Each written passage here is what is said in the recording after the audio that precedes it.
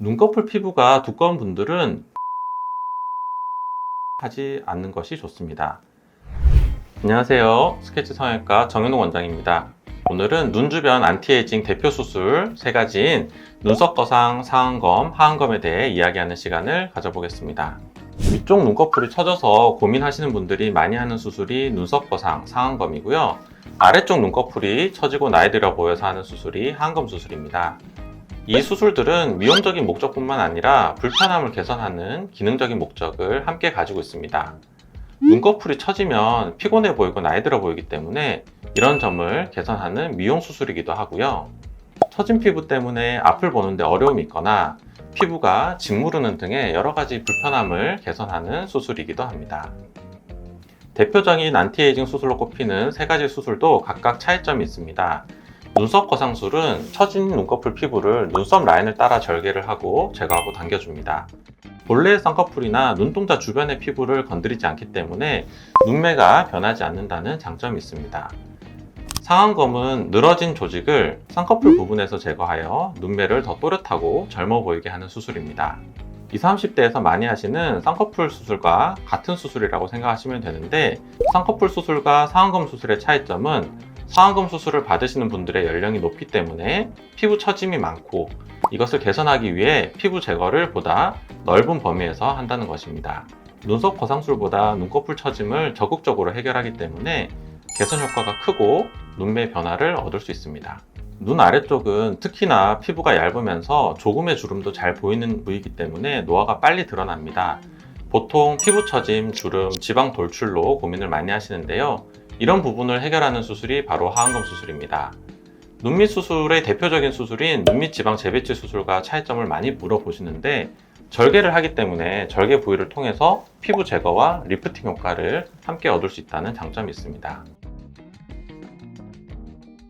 눈썹 거상이나 상안검, 하안검을 보통 중년분들이 하는 눈 성형으로 알고 계시지만 20, 30대 젊은 층도 필요한 경우가 있습니다.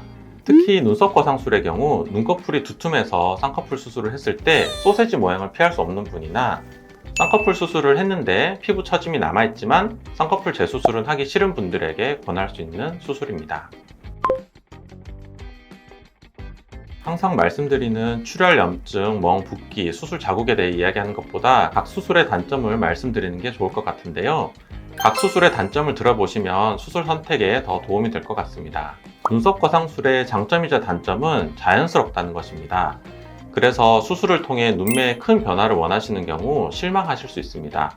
특히 눈꺼풀 처짐이 많아서 이마를 들어서 시야를 확보하시는 분들은 수술 후 피부 처짐이 개선되면서 불필요하게 이마를 들고 있을 필요가 없어지게 됩니다.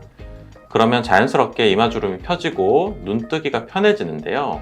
이런 경우 이마주름이 확 펴지면서 전체적인 인상은 좋아지지만 눈매는 다시 내려와서 많이 변하지 않습니다.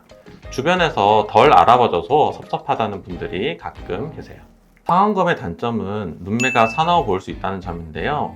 얼굴의 다른 부분은 나이가 들었는데 눈만 너무 젊어 보이면 부자연스러워 보이기 때문입니다. 그래서 적당한 크기의 쌍꺼풀을 만들어야 되는데 요령은 과하기보다 약간 부족한 듯하게 디자인을 하는 것입니다. 또 앞서 말씀드린 내용처럼 20, 30대 절개 쌍꺼풀 수술보다 피부 제거 범위가 넓기 때문에 수술 자국이 쌍꺼풀보다 바깥쪽으로 길어집니다. 미리 말씀드리지 않으면 놓치기 쉬운 부분이기 때문에 알고 계시는 게 좋습니다. 상담을 하다 보면 하안검 수술의 부작용으로 가장 걱정하시는 부분이 안검 외반인데요.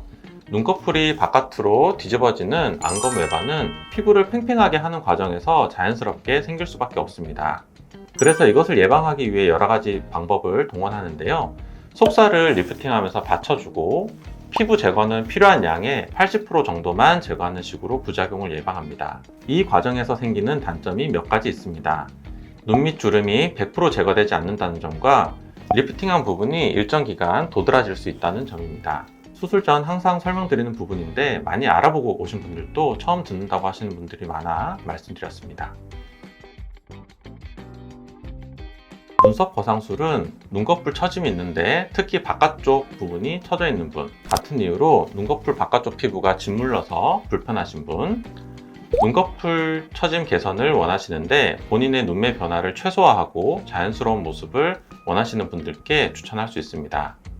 상안검 수술 역시 눈꺼풀의 피부 처짐을 제거한다는 목적은 같지만 처진 피부를 제거하면서 동시에 쌍꺼풀을 만들어줌으로써 눈매를 변화시키고 확실한 변화를 얻을 수 있다는 차이가 있습니다. 또 속눈썹 가까이에서 수술하기 때문에 속눈썹이 눈을 찌르는 경우 상안검 수술 후에 눈썹 찔림이 개선되기도 합니다. 하안검 수술은 눈밑이 볼록하거나 처져서 주름이 진 경우, 튀어나온 지방 때문에 그늘이 지면서 다크서클이 있는 경우에 효과적인 수술 방법입니다. 저희 병원에서는 하안검 수술을 할 때 외안각 고정술이라고 하는 눈밑 리프팅 수술을 함께 해드리고 있는데요. 이를 통해서 피부 처짐뿐만 아니라 내부의 처짐을 개선해서 효과적으로 눈밑 노화를 개선해드리고 있습니다. 내부 리프팅을 한다는 이야기는 사실 겉으로 드러나지는 않는데요. 저희가 겉으로 보는 거는 피부잖아요. 피부를 제거를 하고 당겨 올렸을 때 어느 정도 리프팅 되는 건 맞지만 이 속에서 받쳐주지 못하면 피부만 올라가고 속살은 내려와 있는 모습이 생기게 됩니다. 제가 말씀드린 이 속살은 피부 아래에 있는 근육 그리고 이제 지방 부분인데 이 근육을 좀 당겨 올려서 리프팅을 해주고 지방 부위도 같이 리프팅을 해줬을 때 아래에서 받쳐주니까 피부도 이제 훨씬 더 여유 있게 올라갈 수 있고 유지 기간도 훨씬 더 길게 우리가 확보할 수 있습니다. 눈꺼풀 피부가 두꺼운 분들은 피부 제거하는 상안검 수술을 하지 않는 것이 좋습니다. 쌍꺼풀 수술을 만들면서 피부가 접히기 때문에 쌍꺼풀 부위에서 피부를 많이 제거하면 할수록 부어 보이는 느낌이 심해집니다. 이런 분들은 눈썹 거상술을 하시거나 눈썹 거상술로 피부 처짐을 해결하면서 피부 제거하지 않는 상안검 수술을 추천드립니다. 두 번째로 눈썹과 눈 사이가 너무 가까운 분들은 눈썹 거상술을 할 때 조심해야 합니다. 눈썹에서 눈 사이 피부가 적당히 확보되어야만 눈을 감을 때 불편함이 생기지 않습니다. 오늘은 대표적인 눈 안티에이징 수술 3가지에 대해 설명드렸습니다. 눈썹 거상, 상안검, 하안검 수술은 모두 개성이 뚜렷하고 장단점이 확실한 수술이라 정확한 정보를 바탕으로 수술을 선택하셔야 후회가 없습니다.